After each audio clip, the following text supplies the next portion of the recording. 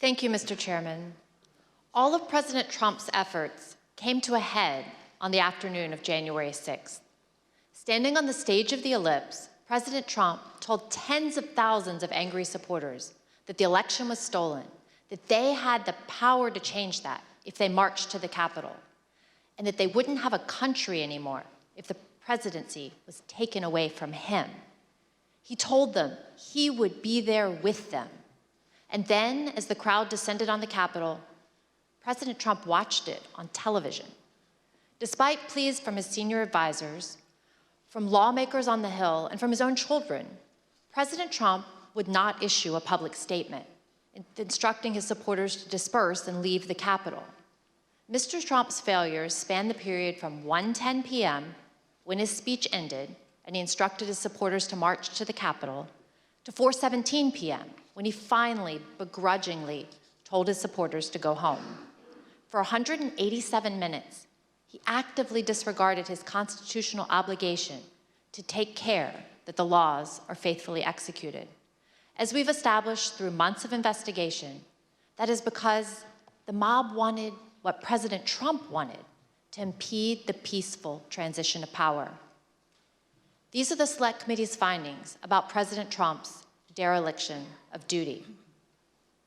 From the outset of the violence, and for several hours that followed, people at the Capitol, people inside President Trump's administration, elected officials of both parties, members of President Trump's own family, and even Fox News commentators who were sympathetic to President Trump, all tried to contact the White House to urge him to do one singular thing, the one thing that all of these people immediately understood was required: instruct his supporters to leave the Capitol.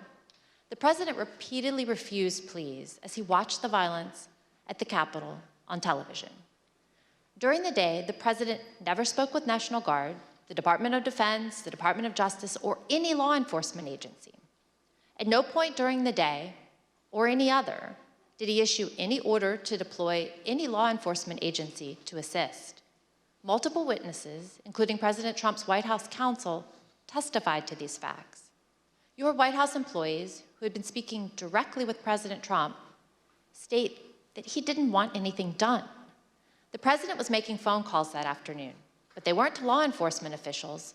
Rather, President Trump continued to call his lawyer, Rudy Giuliani.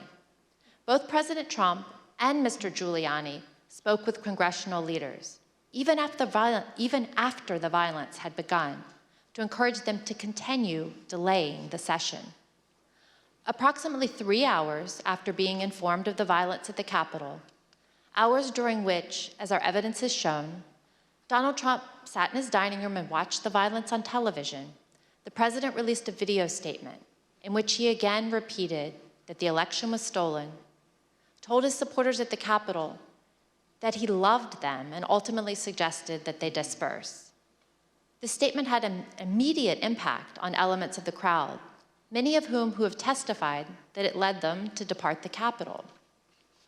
At 6:01 p.m., President Trump sent his last tweet of the day.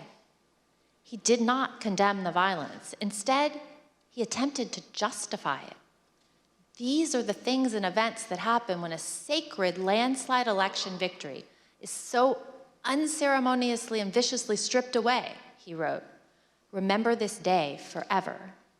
There's no doubt that President Trump thought that the actions of the rioters were justified. In the days after January 6th, he spoke to several different advisors. And in those conversations, he minimized the seriousness of the attack. Here is new testimony from another one of President Senior's advisors, Kellyanne Conway. You said you talked to the president the next day. Tell us about that conversation on the 7th. Yeah, I don't think it was very long. I just said that was just a terrible day. I'm working on a long statement. I said it's crazy. What did he say? No, these people are upset. They're very upset. In the days following the attack, President Trump also expressed a desire to pardon those involved in the attack. Since then, he's suggested that he will do so if he returns to the Oval Office. In summary, President Trump lit the flame, he poured gasoline on the fire, and sat by in the White House dining room for hours watching the fire burn. And today, he still continues to fan those flames. That was his extreme dereliction of duty. Mr. Chairman, I yield back.